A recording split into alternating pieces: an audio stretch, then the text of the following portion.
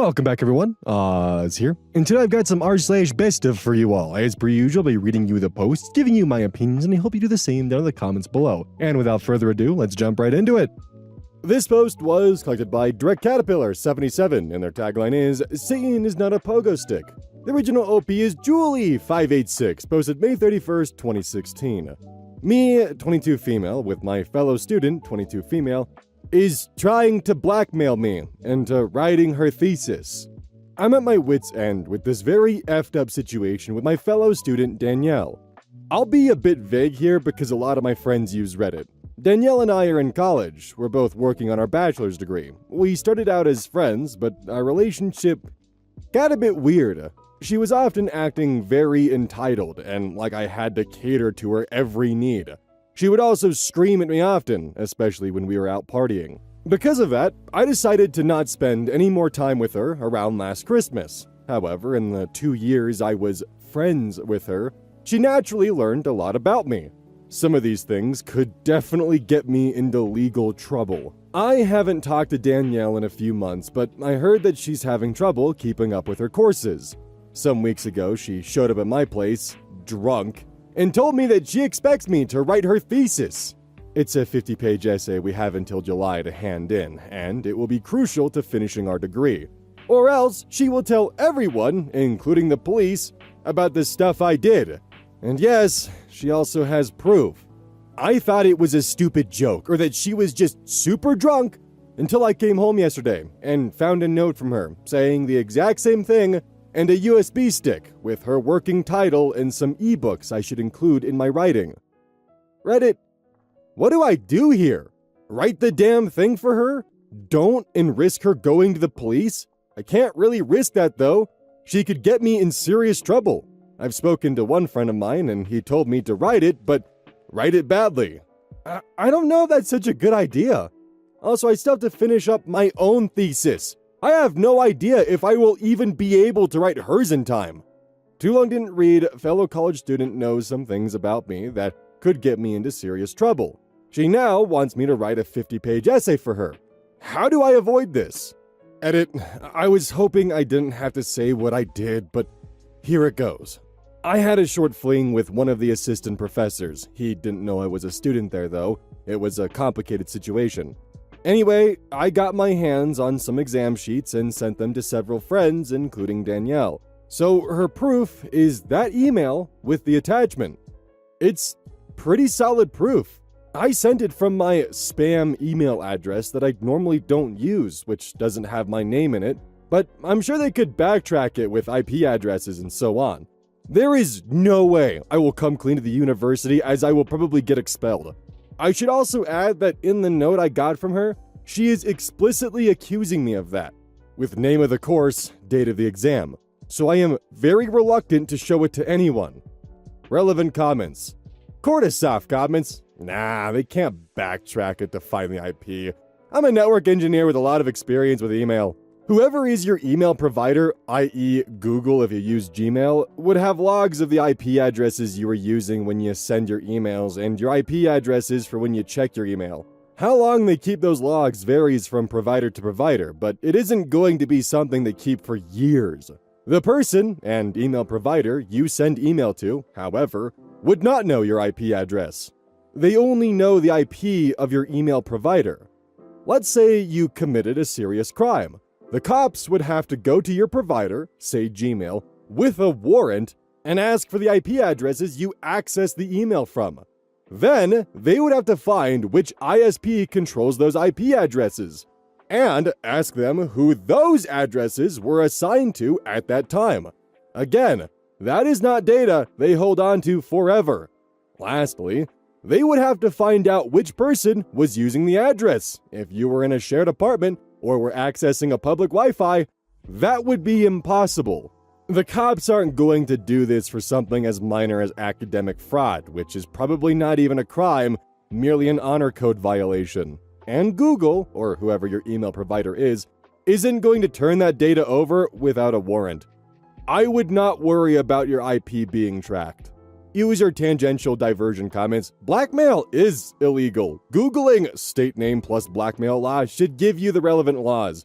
If you have proof she was going to blackmail you into writing some kind, e.g. text, then kindly inform her to fuck off. Update, June 2nd, 2016, 2 days later. Hi everyone, and thanks so much for all your great advice in my original post. A quick too long didn't read of the original post. A fellow student is trying to blackmail me into writing her thesis if I didn't. She said she would tell everyone what I did, sleep with an assistant professor, and send a picture of some exam sheets to friends. First off, I wanted to clarify something because there seems to be a misunderstanding regarding my edit in the original post. The exam sheets I sent to my friends were of a completely unrelated course, and we didn't actually use them. So there was no cheating involved or something. Here's what happened, and I'm aware this makes me look super stupid. I met a guy, let's call him Tom, at the place where I work part-time. He asked me out on a date, and we had 3 dates as a whole. He obviously thought I worked full-time at that place we met. He, on the other hand, told me he was a researcher, maybe because it sounds more exciting than being a professor at 28, or maybe he's both. I know it might sound unbelievable that me being a student never came up, but we both had traveled a bit and mainly talked about that. After 3 dates, I slept at his place for the first time, and when he went to buy breakfast in the morning, I looked around a bit in his apartment, and there were some exam sheets on his desk. There was one with the answer key, and then some exams that were already taken by students, so he was correcting those tests. I texted a friend of mine, not Danielle. "Oh shit, I think he's a professor." A friend texts back, "No way, he's too young. Proof?" She had seen pictures of him. I then took a picture of the answer sheet and sent an email to 4 friends of mine, including Danielle, writing something really douchey along the lines of, "This is how you get yourself through college," or something. It was supposed to be funny, but I cringed typing that. I realize now that I was actually super lucky because I lost my iPhone that week and had to use an old phone of mine without WhatsApp, where the email app was not linked to my college email address. So that's why I didn't just send the pic via app, but had to send it over email with my old spam email address. I hadn't used that address in at least 5 years, and that was the only time I used it because the next day, I got my iPhone back. Also, just as a side note, when Tom came back from getting breakfast, I said I had to go because I had classes. He looked pretty shocked, then I told him I only work at workplace part-time and I'm also a student. He just said goodbye, and that's the last I ever saw him, or heard of him. So we never contacted each other again. I later found him on the website's homepage. He is indeed a professor, but for a completely different course. Like if I would study communications and he would teach microbiology. I hope this makes him look less like a predator, as some comments have called him. So the thing Danielle has on me is actually not cheating on a test, but sleeping with a professor and taking pics of exam sheets, even though completely unrelated to my courses, as a proof of being at his place / presumably sleeping with him. Now that I think of it though, she doesn't really have evidence on that. The picture I took only shows the piece of paper on a wooden desk. I could have found it on campus or something. She also knows of smoking weed, but as many of you have pointed out, that's not something the police would be interested in. Anyway, I read through all your comments. Some of you said that she would incriminate herself by outing me because she cheated on an exam. Well, that wouldn't be the case, but everyone seems to agree that IP address tracking doesn't work the way I imagined, so she doesn't really have anything on me. Right? I still don't really want to go to the police, especially because of Tom, because he's a genuinely nice guy. I actually thought about contacting him again after I finished my degree, but don't know if that's a good idea. I'm still afraid if Danielle went to the college or police just saying that a professor was sleeping with a student, they wouldn't even need any evidence and still launch an investigation because it's such a touchy subject. So I'm not sure about that. I think the best course of action would be to write Danielle something like this. "Hello, Danielle. Unfortunately, I have no idea what you're talking about. I have never sent out any exam answers, but what you're doing sounds a lot like blackmail, which is illegal to my knowledge. For the sake of our old friendship, I will not directly go to the police for now, as I'm suspecting you didn't really mean what you said in your note. I heard that Tutor is great at helping students get started with their thesis, and I'm sure he can help you. What do you think? Or just ignore. I also talked to the other 3 girls involved, and they all deleted the email, and they're not in contact with Danielle anymore. I don't think I need to worry about them. Too long didn't read. Not sure if I should deny or ignore Danielle completely. Relevant comments, Teardrop 87. Quit trying to play nice here. Take the thumb drive she gave you and all the communications you have from her to the professor in charge of the thesis. Tell them exactly what she wants to do. And tell them she's saying she'll tell everyone you slept with the professor and stole answers for a test while he was grading them. You did neither of those things. But you know what those kinds of accusations can do to a student, much less whatever professor she decides you slept with. Ask what they plan to do about it, because there's no way you're writing her thesis. But you don't want to get in trouble for something you didn't do. OP responds, I think that's actually a good idea. In my last thread, many people told me to just deny everything, but it seems I didn't really do anything illegal, and I think she actually deserves to have this brought to the attention of her professor. Comment from user Random Pants appear! I then took a pic of the answer sheet and sent an email to 4 friends of mine, including Danielle, writing something really douchey along the lines of, this is how you get yourself through college or something. It was supposed to be funny, but I cringed typing that. This is seriously what this is all about? Yeah, your reply works, but why were you ever taking this seriously? I doubt the professor would even get in trouble. He didn't know you were a student, you weren't in his field, and he stopped immediately after finding out. Both of you can corroborate this. This girl has so little on you, I'm amazed you even took it seriously. OP responds, I'm really relieved. Danielle and my group of friends have been giving me shit for this ever since it happened, pretending like it's the most disgusting thing in the world to sleep with an older guy and always making jokes about him/us going to jail for it. Edit. Okay, seems like I actually did nothing wrong, or at least nothing illegal. I'm not going to reply to Danielle, and I'm heading over to her professor in an hour to tell him about the blackmail. Then maybe take it to the dean. Still unsure if I should give Tom a heads up, but I think I'm just gonna leave him out of this. Also, I haven't seen him in months, so not sure how he would react. Edit 2. So, I just came back from the professor, Danielle's thesis advisor. I told him I was being blackmailed by Danielle to write her thesis because of a short relationship with a professor from another department. I looked it up. As long as the professor doesn't have to grade you, it's actually okay. He said something along the lines of, that's interesting because she already missed the first deadline, or something. I had planned to go to the dean, but he then took me to the department head instead of explaining the problem to him. But he left out the part with the blackmail. He just said, the student was asked to write another student's thesis. He was also really angry about the whole thing. Later, I was alone with the department head, and he asked why she would think I would write the thesis for her, and I told him the same thing I told the professor about the blackmail. Now, the department head actually asked me who I had this relationship with, and I said I wasn't comfortable to say, but he was from another department altogether, and that was it. I left the USB with them, so I don't really have anything to go to the police with, but they said they would take matters into their own hands now, and I shouldn't worry about it anymore. And when I asked if I should go to the police, they said no. I don't know. I then went to Tom's office. I was super nervous about talking to him, but I just wanted to let him know in case Danielle said anything crazy. So I got there, and he was pretty surprised to see me, and I kinda told him the whole thing. I didn't mention the pics though, and he reacted pretty okay. He told me he was sorry he never called again, but when I said I was a student, he kinda panicked and deleted all our texts and my number. And then he talked to his head of department, who told him it's actually no big deal. But then he had already deleted my number. Then I asked him if he wanted my number again. And he said he has a girlfriend now, so that was pretty embarrassing, but I kinda laughed it off, and here we are. I blocked Danielle, by the way.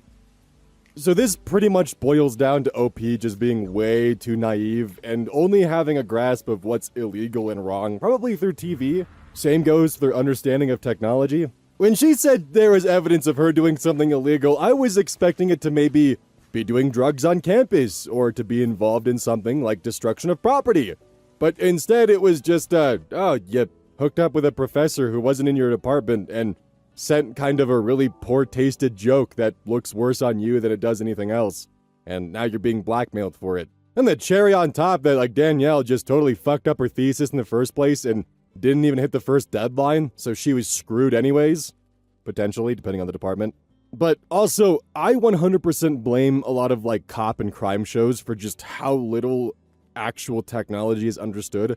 I think it's done on purpose so that way people think that like police have more power than they actually have when it comes to your devices, and purposely like obfuscating what they can and can't do when it comes to the devices you use. Because if you're in America, the Fourth Amendment applies to your electronics, by the way. Like, they need a warrant to access your device, and they need a warrant to get your password. So if your phone's locked, they need a warrant to get the password from you. You don't have to do shit. Like, despite what cop shows might say, they can't just trace your IP address on most things. That really only works in a peer-to-peer connection or person-to-person, where you're directly talking to someone without a third party involved. And by a third party, I mean like Gmail, Facebook Messenger, those kind of services. I am 100% just giving the cliff notes here, and I'm sure there is someone who is far more qualified who can correct me. Unless you are using your own personal email server, most email services work more like a PO box than they do an actual sending mail from your address. Because what the receiver gets is just the fact that it came from a PO box that's in like a post office store. They don't really know where you are or where it came from exactly. They just know that if they want to reach you, they gotta send it addressed to you towards this IP address or this post office box. That's all they really know. So you can't really just track an IP address from an email because you're just gonna get the post office box or, in this case specifically, the IP address of your email provider. I hope that explanation kind of works as to why you can't just track someone's IP address from a Gmail, let alone actually most services. Like, there are definitely going to be holes in this explanation, but hopefully this just makes a bit more sense as to why OP's initial fears weren't founded. I 100% blame the tech monkeys in the CSI or NCIS or whatever cop show you're going to be watching where they break your Fourth Amendment rights on a daily basis. And it's like, don't worry, I found their IP address by surfing through the subdomains of the dark web to figure out where exactly these messages are being sent through the subnet. These idiots left their DNS exposed. Or just basically techno-babble like that sounds really smart, but in all actuality just doesn't make any goddamn sense whatsoever and is just laughable by how far off basis it actually is. Also, if anyone works with networking or has a better understanding of it than I do, please don't be afraid to explain it better in the comments below, because I know my P.O. Box analogy can only go so far. This post was collected by Choice Evidence 1983, and their tagline is, "It dawned on me that he was a wizard." The original OP is Gentle Glowing Soul, posted March 18th, 2026. Am I the asshole for saying no when my sister-in-law asked for my husband's nieces and nephews to put on a performance at our wedding? My husband and I are having our ceremony later in the year. My sister-in-law has asked my husband if his nieces and nephews can put on a performance at our wedding. I personally feel like with the way our wedding is planned, having them do some type of performance just doesn't fit in at any point. It's not a traditional wedding, and we have changed a lot about the way the ceremony will be performed. Another point is that these are children. They're all under 10 years old. I feel like this will come across as more talent showy, and I just can't see it happening in any way that's fitting for a wedding. I was also shocked that she'd ask for something like that. She's never asked about our wedding plans. My husband asked for my thoughts privately, and I immediately said no.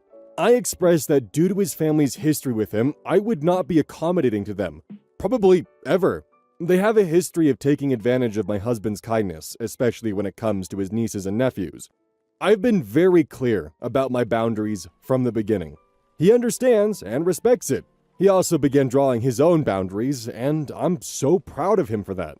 I'm admittedly very guarded, but my immediate gut feeling was that she was asking for this for selfish reasons. I'm not sure why, but this request doesn't sit right with me, especially with her lack of interest in our entire wedding. My husband sees it differently. He thinks it was an innocent request. I'm seeing the overall picture, but he's just considering the request so it may seem innocent.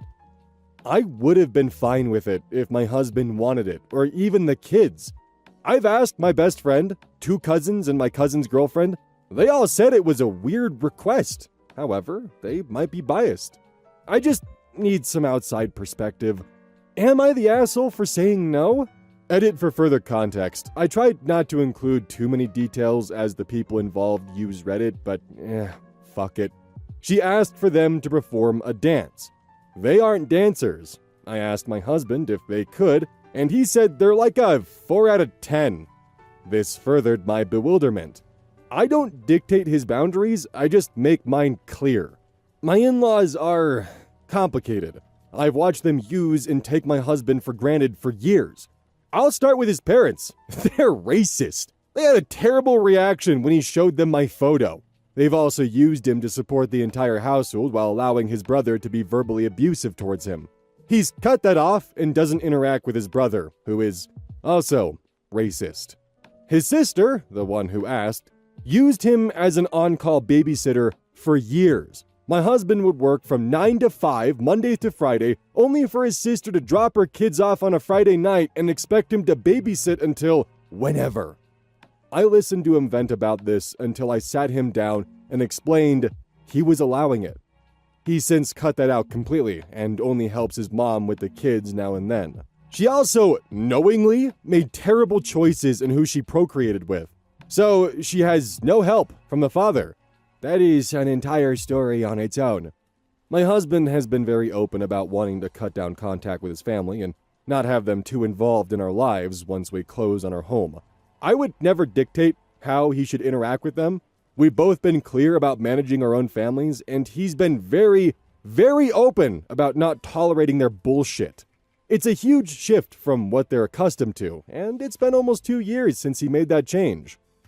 Edit, March 20th, 2026. Also, for typos, a couple of You're the Asshole voters have taken to my DMs to message me hateful, vile things. To those people, seek help. Therapy works wonders. My husband and I plan to update when we can, as he's also perplexed by this request and does not want this at all. He's going to talk to her and let her know he doesn't want it. He's never wanted it, and he was just as baffled by all this as I was. Relevant comments. Commenter 1. Are you doing a family brunch the day after? Offer to have them do it then, just not part of the wedding. OP responds, we are doing a family get-together after. I did say I wouldn't mind it then, but he hasn't mentioned it to her. Commenter 2. Is there a compromise? Could they perform at the rehearsal dinner or some other pre-event? During the cocktail hour when you're focused on photos? OP responds, I did tell my husband that they could do it at the family brunch the day after. I thought that was a good compromise, but he's almost certain that the kids have no interest in any of this. I adore them, and I would absolutely be on board if they wanted to do it the day after. Commenter 3. I'd strongly recommend couples counseling to cement those boundaries, especially your soon-to-be husband, since he's been known to fold when it comes to his family. It's really tough to break those realities. In regards to your sister-in-law's wild and obnoxious request, it sounds like she wants to be the center of attention because she'll certainly be the director of this potential shit show. Are you having a child-free wedding? This could also be an end run around the child-free rule. I, 62 female, would urge you to simply tell her you don't need or want any entertainment. Just the simple event you and your fiancé have already planned. Word of caution though, hire security and tell your DJ or band not to give her or the kids the stage. Congratulations on your upcoming nuptials and the new home. Make sure you install a good security system with lots of cameras. Families like the ones you're describing your in-laws to be rarely accept negative to them boundaries. Even less when you attempt low or no contact. Good luck. OP responds, we're currently in couples counseling. He doesn't fold, just says, okay, and ignores them and does whatever he wants.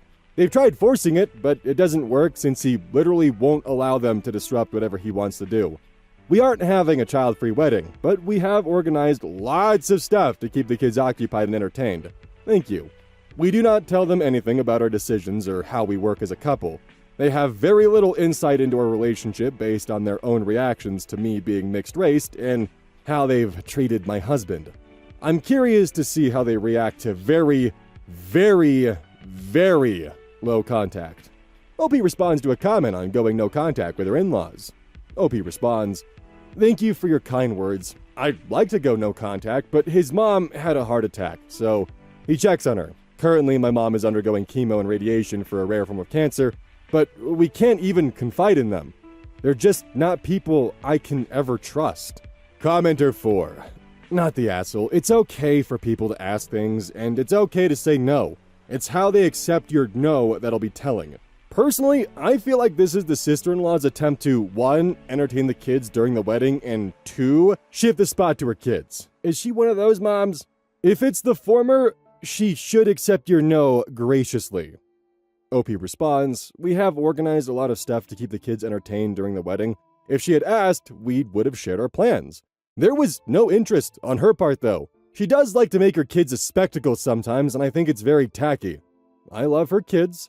They're very sweet, but ultimately, she does use them to try and manipulate people, unfortunately. Commenter 5. Has anyone even asked the kids if they want to dance? Many that age would freeze and be miserable, if not flat out humiliated. OP responds, the kids have never shown any interest in dancing like this. The youngest is a Velcro toddler who cries if she isn't with her mom or dad. One nephew is autistic and is very shy, so he wouldn't do well with the spotlight on him. It just seems like a recipe for disaster. Update, June 21st, 2026, 3 months later. A few people have since asked for me to update. Here are the final developments. I did show this post to my husband. I'll be calling the problematic sister PS. My husband, we are legally married, but decided on having our ceremony and reception later in the year due to my mom undergoing chemo and radiation therapy for a rare type of cancer, sat down with his nieces and nephews and asked them directly if they were interested in doing a dance. They all said no. The oldest one actually said that would be cringe. Cringe emoji. He asked if any of them had asked to do a dance or any type of performance at the wedding. They all said no again. Knowing this, my husband felt comfortable saying no, as the kids didn't even want this. He broached the topic with PS in the car so it could be discussed privately. He said, hey, about the dance, I've decided on no. PS started raising her voice, asking him why. He said he just didn't want it. She flipped out and started shouting at him. She accused him of not loving her kids anymore. He asked her why would she think that. She said because he won't babysit for her and it's hindering her life. My husband just asked if his sister didn't think that it was hindering our lives having to be her on-call babysitter and that he had no part in making her kids. His sister screamed at him that he was selfish for not allowing them to do a dance and that not everything is about us. Not everything is about us. On our wedding day. She also accused him of playing favorites with regards to me and her kids. She has obviously lost the fucking plot. He told his sister that he knew the kids didn't even want to do anything like that. That this was all about her and her need for attention. He also asked her how he could be playing favorites because I'm literally his wife. She was full on screaming, frothing at the mouth, raging at him about how he was ruining her life, that he was selfish and a terrible uncle. He just told her to pull over, and he got out of the car. He took an Uber back to his cousin's house and ended up telling his parents what happened with his sister. His parents instantly started reasoning with him to make peace with his sister because she's just like that. He just said no, and he walked away from them. When he told me what happened, I was stunned because what the fuck is she on? I adore his nieces and nephews, but his sister is fucking unhinged. She blocked me on WhatsApp, like I even care. She also deleted his contact, but didn't block him so he wouldn't see her profile picture or statuses. She then made sure he overheard her saying this to a cousin. This woman is 40 years old. It's so embarrassing. My husband at that point fully saw the situation from my perspective. This was never an innocent ask. She eventually calmed down, unblocked us, and tried to start communication with us again. We were gray rocking her. Our wedding day came and it was perfect. His other sister was so happy for us, and she complimented everything. She was very impressed with how well done and well thought out our wedding was. She thanked me for getting toys, books, and having an activity area for all the kids. She said she knew it was a woman's touch. That was a really nice moment. The problematic sister was extremely reserved most of the day. She did not speak to us at all, but she proceeded to wail like a banshee during the ceremony. She even went to the washroom in the middle of it because she was so overwhelmed by her emotions. We literally did not pay her any mind. We couldn't see anything else but each other in that moment. The kids were very happy. They danced with everyone else, and no one else paid any mind to problematic sister either. His parents seemed very happy for us, and his father spoke to me privately and said he knows I make his son happy, and that's all he wants. His mother was also reserved, but she was exceedingly happy to show off pictures because our wedding lived up to her standards, I guess. We are going to be gray-rocking problematic sister without sacrificing the nieces and nephews. We really do love them and care for them. Relevant comments! Commenter 1. The in-laws sound like they could also do with a bit of gray-rocking since they so easily sided with the problematic sister. I'm glad it went well. OP responds, we are also gray-rocking them. He checks in with his mom mostly because she had a health scare earlier this year, although she lost some sympathy when she asked him how much money he spent on my engagement ring. Tired eyes emoji. Also, just in case for those of you who may not know what gray-rocking is, that's when you essentially give them the same emotions as a gray rock. You're being as boring and as unengaging as possible. OP on her sister-in-law, the problematic sister. Basically, she was the side piece for the father of her kids. She concocted this whole idea that if she got pregnant, he would leave his partner. He told her to abort, she didn't. Sis number 2 got pregnant, and although problematic sister had the first grandchild, she was jealous of the attention sister number 2 got. She decided to double and triple down and get pregnant a few more times to retain the attention as well as try to lock down the father. Every single time he told her to abort, he told her she was a convenient hole, essentially for him. She just was on the highest level of denial I've ever heard of. She kept thinking that he would come around. Now she's got kids for a deadbeat who couldn't care less about their well-being. He does not see them, and he does not pay CS child support. The lights are on, but nobody is home. Commenter 2. Obviously, the sister-in-law wanted someone/anyone to give her attention when she went to the bathroom. OP responds, my mother-in-law followed her out, so she got whatever she needed in that moment. Laughing, crying emoji. Commenter 3. She was full on screaming, frothing at the mouth, raging at him about how he was ruining her life. Since she's still going to be a part of y'all's life, you'll have to step it up from gray rocking her. Wailing in the restroom during the wedding? Oh my god. Problematic sister and your mother-in-law will definitely be a problem in your future, but yay, congratulations on the wedding. OP responds, oh, we know. We said we won't be telling them where we're moving to. Funny enough, his other sister hinted that we should move far away from my in-laws. We're going to be at least 1 hour away. Where does the other sister live? She moved to Florida. We're in Canada. Commenter 4.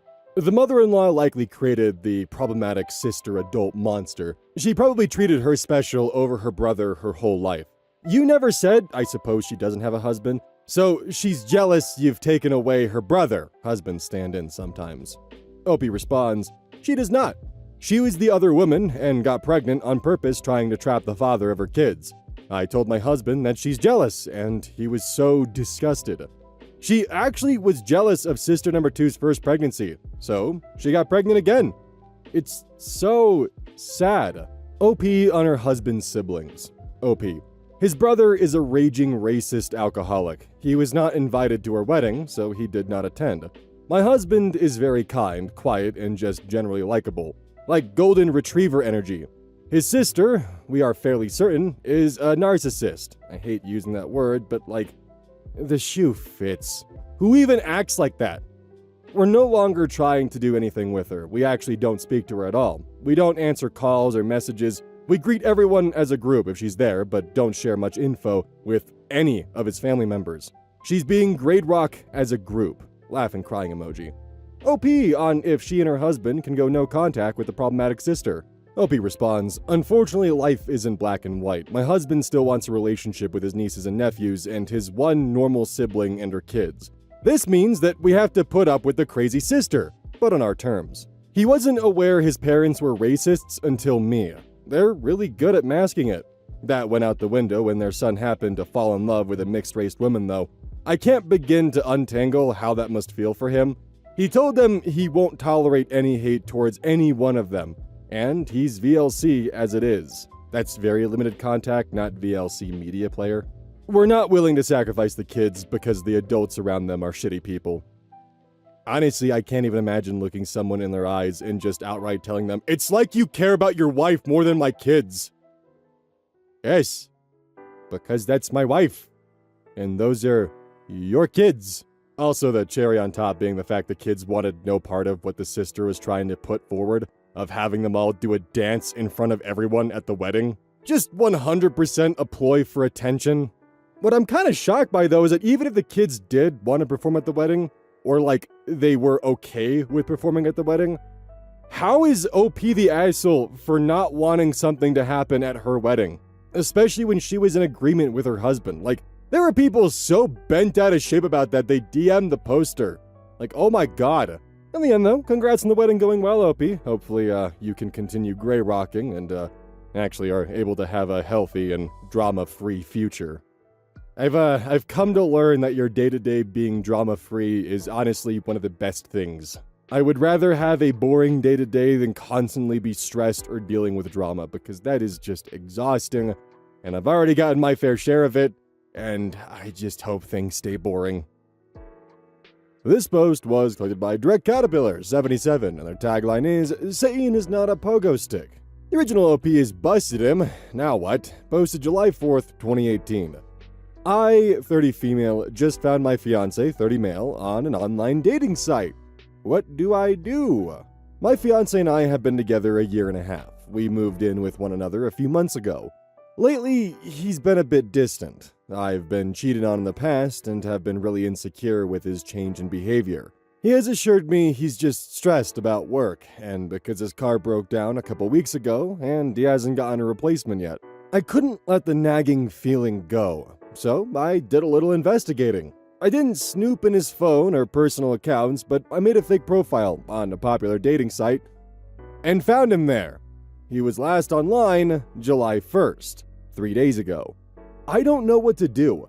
How do I confront him? What do I say? Can our relationship be saved? Do I even want to save it? I feel like I'm a wreck right now. Too long didn't read, fiance has been distant lately. I did some digging on a popular online dating site and discovered he was active within the past week. What do I do next? Edit. Thank you, everyone. Further investigating is leading me to believe that it is an older profile. The pics aren't recent, and I can positively date 8 out of 9 of them to before our relationship. The last, I'm not sure on the date. I think that means a hacking/signing in to try and delete the thing scenario is a little more plausible. I don't think that in itself is enough to break up over, so I guess it is time to either confront or catfish. I'll post an update thread to let you know the outcome, whatever that may be. Relevant comments. Hoping to thrive. Don't marry someone who's still out there dating unless you're okay with an open relationship. If you confront him, he'll say, "It belongs to a friend. It was just a joke. I forgot I even had it." Test him out on the website and see if he's active or if it really does belong to someone else. OP responds, "I think that's what I'm going to do. I texted an old high school friend he's never seen pics of to ask if I could use hers for my profile." User Unredeemed1 comments, "Don't listen to people saying you should catfish him. That's very immature. Print out the profile and ask him to explain. His reaction will tell you what you need to know. If someone is using his photo online, I've seen this happen on Catfish, he'll be shocked and horrified. If it's actually him, 95% chance, he'll be uncomfortable, evasive, or give you a bullshit excuse. Then you can leave him." OP responds, "I'm 100% sure it's him. All the interests in favorite food, movies, music, plus life aspirations match. I just don't know when he wrote the profile. Not recent pics." User Frugity comments, "Catfish, catfish." Honestly though, if it were me, I would want to know for sure. If he denied it, and I believed whatever he said, I would always wonder if he was actually lying, and would have a hard time trusting him. Or if he denies it, and I didn't believe him, I would wonder if he was actually telling the truth. Who knows when he made it? I don't know why he would check it, but he could definitely be being sketchy. I tried to make a Tinder a couple weeks ago because I wanted to look at funny Tinder profiles. It was too complicated because I had to actually make a profile and I didn't want to do that, so I gave up. So with that in my head, I would want to see if he was really using it to talk to/meet up with someone. Edit 2. Well, people here are kind of split on it, but I took the advice to catfish. I need to know for sure. We'll update when/if anything comes up. Edit 3. Kind of a major update, his profile is gone. I'll be confronting him when he gets home from work. Edit 4. I just posted an update thread. Spoiler alert, he wasn't creeping. Update, July 8th, 2018, 4 days later. I posted a few days ago because I found my fiancé on an online dating site. I took Reddit's advice and catfished him. A few hours after I sent the bait, I found that his profile had been deleted. When he came home from work, I showed him the screenshot and asked him what was up. Long story short, he was hanging out with his coworker, and the coworker was frustrated with figuring out how to navigate the same dating site. My fiancé signed into his old account, opened in 2013, to try to help his friend figure it out. Apparently, a lot had changed on this particular site, and he realized that his knowledge on this site was too far out of date, so he logged out. And that was it. A few days later, he saw in his email that he had gotten a message from a woman on the site, and he then deleted his account. He obviously couldn't show me his dating site account, but he did volunteer to show me his email account with all the alerts from the site. The only woman that had messaged him recently was clearly my fake account. He also realized when we were looking through his email that he had an unused old profile on another dating site. He signed in and deleted that one in front of me. I fessed up about catfishing him. He wasn't upset at all, said he understood completely considering my history. He was more upset with himself for not realizing that his behavior would make me so insecure. I apologized for not trusting him and catfishing, and he apologized for being so distant lately and not deleting his dating profiles ages ago. He offered an open phone, social media, email policy between us in case we ever stumble across another trust but verify type of situation. Too long didn't read, it was an old profile. He signed in to try to help a friend figure out the app. He saw the message from my catfishing attempt, thought they were real, and deleted his profile. We talked it over. No one is mad. Life is good. Oh, great heavens, a best of where two people communicate like adults and actually work through a scenario, and it turns out it's just a comical series of events. Oh, great heavens. What a goddamn breath of relief. Dude got so spooked he got like a message from another woman that he deleted his account. Damn. The timing is impeccable, I will say that. Like, the moment that he's just actively trying to help his friend with the dating profile, that's when she begins looking for it. That is definitely a one hell of a coincidence, but if that coincidence didn't happen, I don't think it would end up here in the first place. Now, as a general question, would catfishing your partner's dating profile, does that count as a relationship test, or is that trying to find the truth? I only bring that up because there are some people in the comments of the best of saying that it is a relationship test, but in my mind, relationship tests actively create a scenario to test your partner, while this catfishing is a reactive attempt to find the truth upon information that's been given to you. But I could 100% be off base with that there. Also, definitely check in with your partner and actually talk with them about what's currently going on. Because a lot of people I've noticed in relationships will just shut down and not speak about what's bothering them until it boils over and becomes a breaking point of the relationship, whether it's an external force or even an internal force. Don't be afraid to sit down every so often and just talk about things that are bothering you, how things are making you feel. Specifically feel, because the last thing you want to do is when trying to explain what's upsetting you, turning that into an accusation that they're doing this on purpose. When you're in a relationship, you're a team. Teams gotta work together. It's all about the teamwork. If you two are shutting each other down or not fully cooperating, well, things are gonna break down between you two. Honestly, I'm kind of drawing a blank right now for what to say for the outro. For Gamer Subs, I was drinking the new flavor Cosmic Mind Break that was released. It's like it's kind of grape, but like it also has like a mixed berry like front taste and like a grape aftertaste. So if you like grape, that's a pretty good one. I recommend using code OZ with Gamer Subs. Gets you 10% off. And if you purchase some of the creators' items, like one of their flavors as an example, you actually support two creators at once. So you can support me by using code OZ, and you can support them by purchasing one of their affiliated products. And before you jump right in, you can always try some free samples out by using code OZ and having those shipped your way. Try out what they get you, see if it's your cup of tea, and then go from there. I know that I mentioned Gamer Subs pretty goddamn often, but at this point in time, because of how much you guys actually have been using code OZ, Gamer Subs almost pays all my bills now, which that's super fucking cool. So, of course, when I get a little bit of disposable income, the first thing I do is start upgrading my setup so I can start producing these at a more efficient rate. That and buying Transformers. So that'll be fun. upgrading the office, not the Transformers. Not saying the Transformers won't be fun, but I'm more talking about the upgrading the office / like actually like, you know, improving the production quality for the videos will be fun. Anyways, everyone, I'll catch you all next time. Take care.